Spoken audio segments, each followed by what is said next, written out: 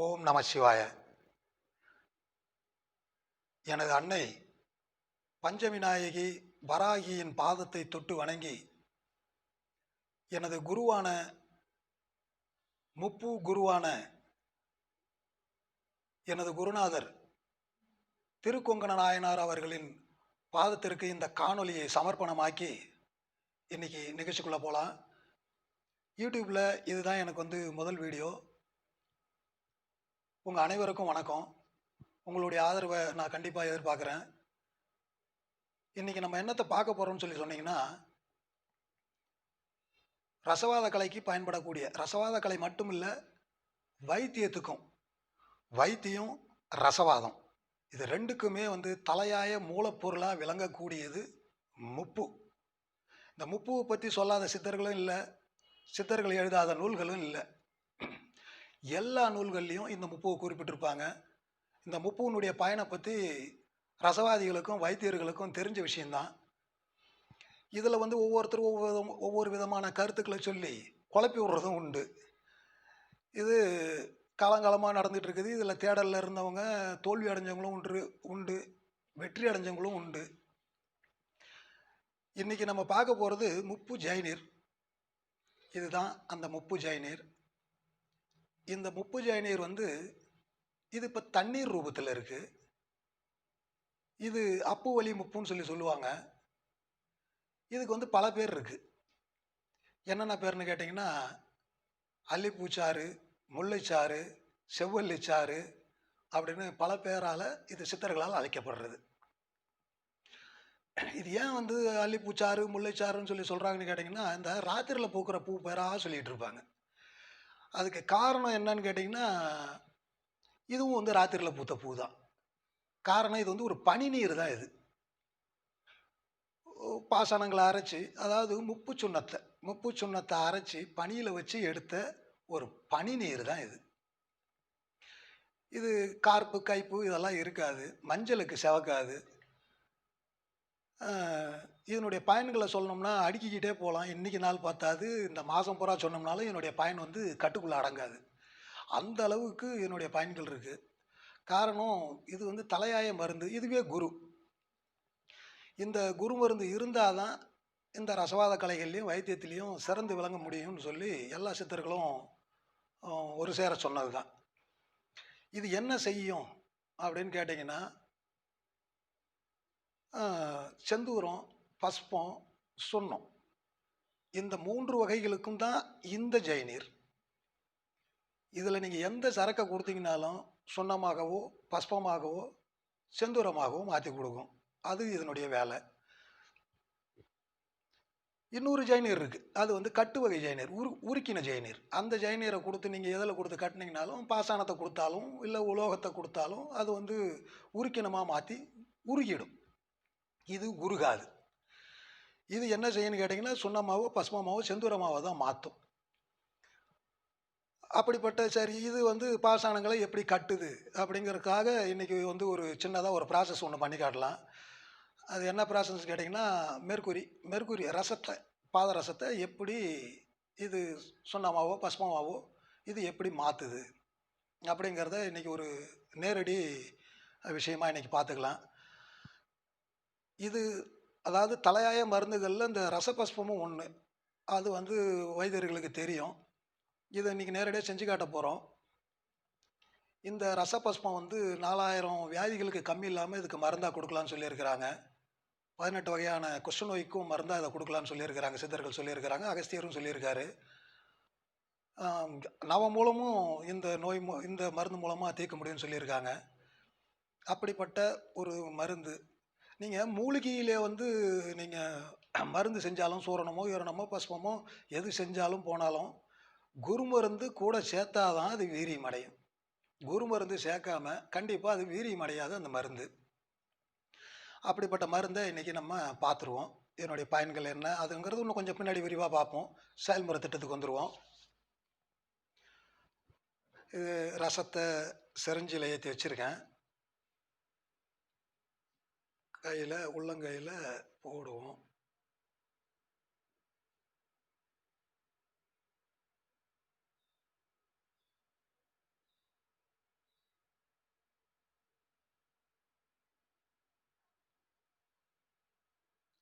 ரசம் கையில் இருக்கிறது எல்லாருக்கும் தெரியும்னு நினைக்கிறேன்.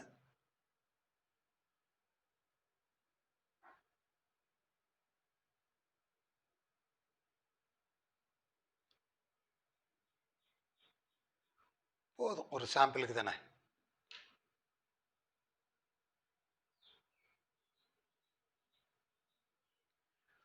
இப்போ இதில் இந்த ஜெயநீரை கொடுப்போம்.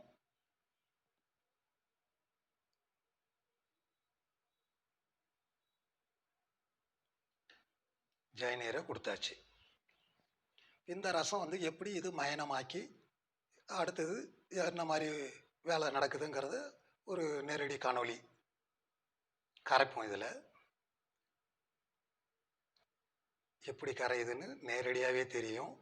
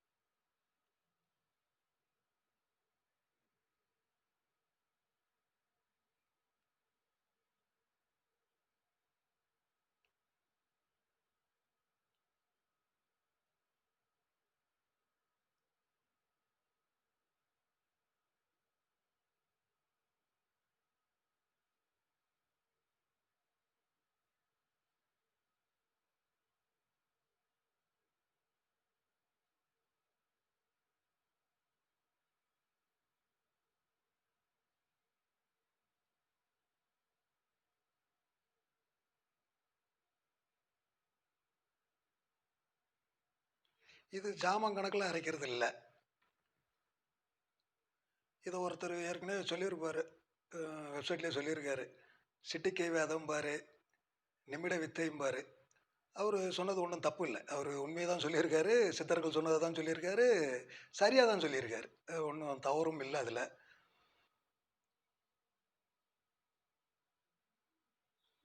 முடிஞ்சிருச்சு, முழுவதும் கூலாக ஆயிடுச்சு.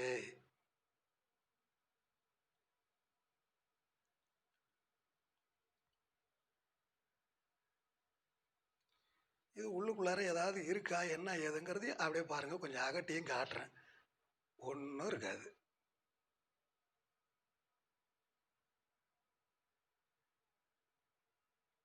பார்த்துங்க, விலைக்கெல்லாம் காட்டுறேன்.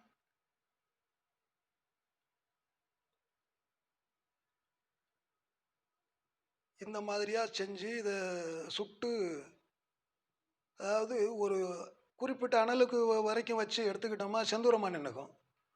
அதுக்கு மேலே தாண்டணும்னு சொன்னால் சுண்ணமாக மாறும். அனலை வந்து நீங்கள் எந்த அளவுக்கு தூக்கி எரிக்கிறீங்களோ, எரிப்பு திட்டத்தில் சித்தர்கள் சொல்லியிருப்பாங்க. அவங்க சொன்ன பிரகாரம் வந்து நீங்கள் எரிப்பு திட்டத்தை வந்து சரியாக கொடுத்தீங்கன்னா அது வந்து சுண்ணமாக மாறிக்கும். இதை நீங்கள் சுண்ணமாக சாப்பிட்டாலும் பலன்தான், செந்தூரமாக சாப்பிட்டாலும் பலன்தான். இதில் வந்து உலோக சத்து இப்போ இருக்காது. இப்போ வந்து நான் 10 கிராம் ரசம் போட்டிருந்தேன்னு சொன்னால், இது எரித்து வெளியில் வரும்போது பவுட்ருக்கு கொஞ்சம் முன்ன பின்ன தெரிஞ்சாலும், பார்க்குறதுக்கு அதிகமாக இருக்கிற மாதிரி தெரிஞ்சாலும் எடை இருக்காது. இதை உடம்புக்குள்ளார சாப்பிடும்போது வந்து தசை நார்களுக்கு ஏற்ற மாதிரி மாறிக்கும். அதனால தான் அதை கையில் போட்டு காட்டுறோம். ஏன்னா திராவகமாக இருந்தால் கையில் போட முடியாது. இது அவரும் சொல்லியிருக்காரு, நானும் சொல்கிறேன். முடிஞ்சு இதை ஒரு ஸ்பூனில் எடுத்துக்குவோம். இதை நான் இரும்பு ஸ்பூனும் உபயோகப்படுத்துகிறேன்.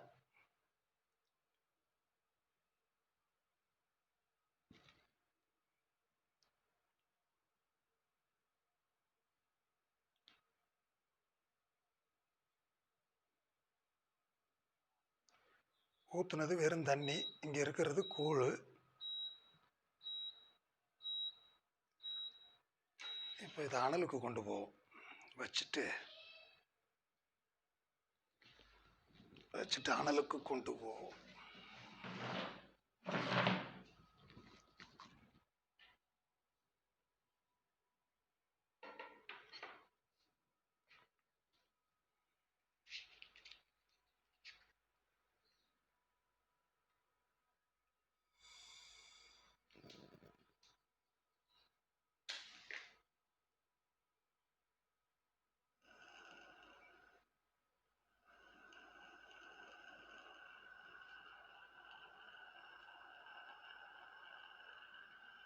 இப்போ அனலுக்கு கொண்டு போவோம்.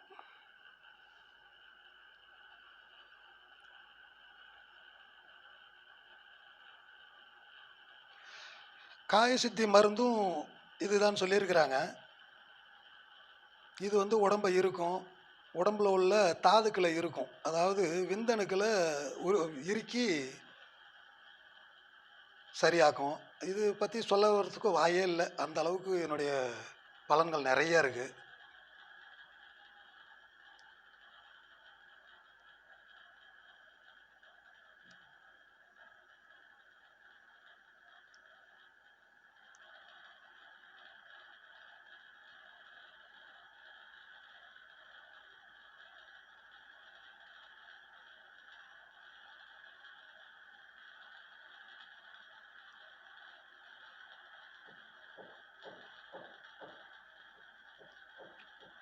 கொஞ்சம் அந்த பொங்கல் அடங்குற வரைக்கும் கொஞ்சம் தீ கம்மியாக தான் கொடுக்கணும்.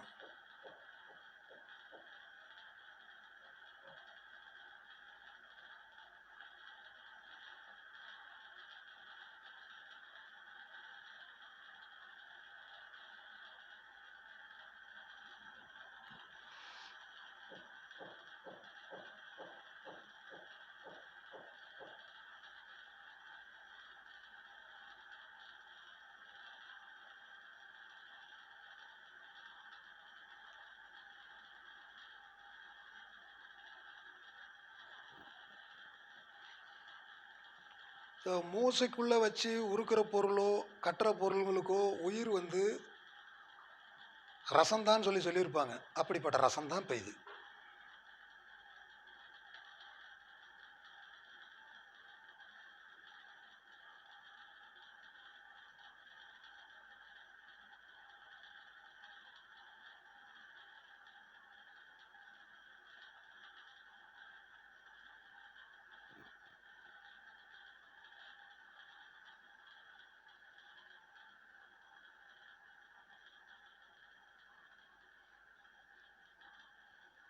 பாஸ் பண்ணி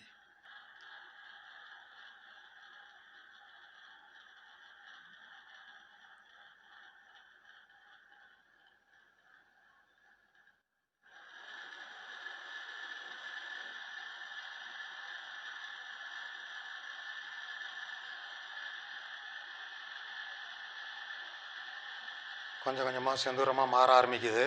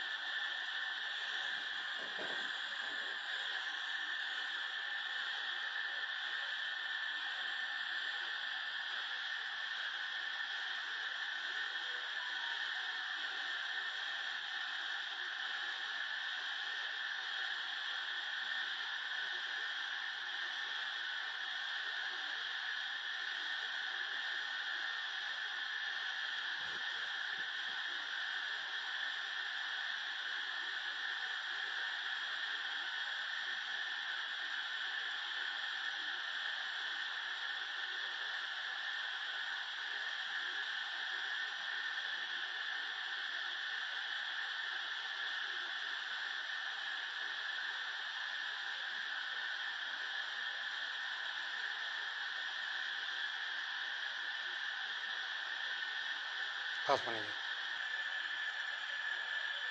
ஓகே, போதும் பண்ணி.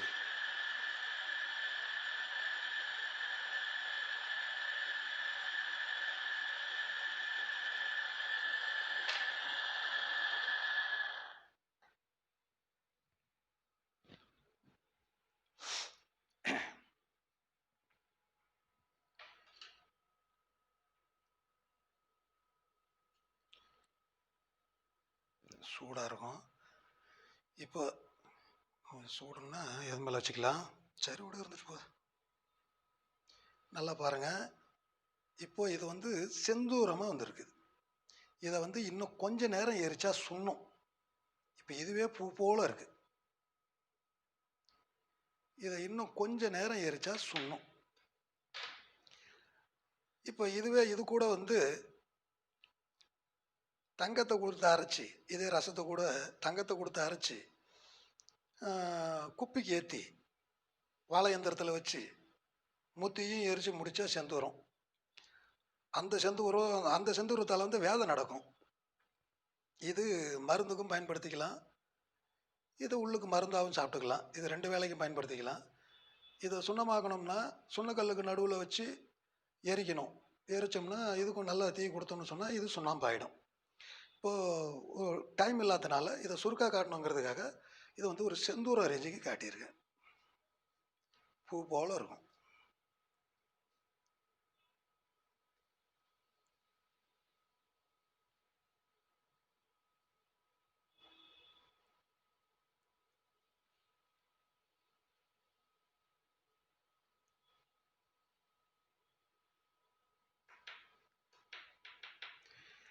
ரசம் இந்த ரேஞ்சுக்கு இதை நான் மாற்றி காட்டியிருக்கேன். ஒரு செந்தூரமாக மாற்றி காட்டியிருக்கேன்.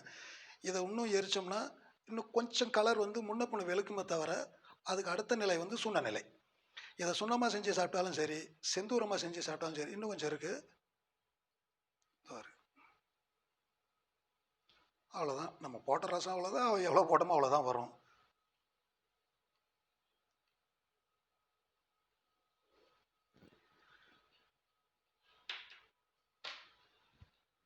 இது வந்து இதுவும் கிட்டத்தட்ட ஒரு குருமருந்துக்கு ஈக்குவல் தான். ஏன்னா எல்லா வியாதிக்கும் இது ஒன்றையே நம்மளால் மருந்தாக கொடுக்க முடியும்.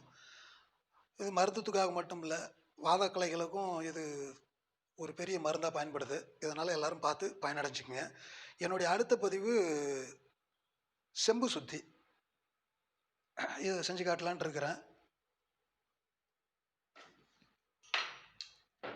அடுத்த வீடியோ வந்து செம்பு சுத்தியில் சந்திக்கலாம். எல்லாருக்கும் வணக்கம். நன்றி.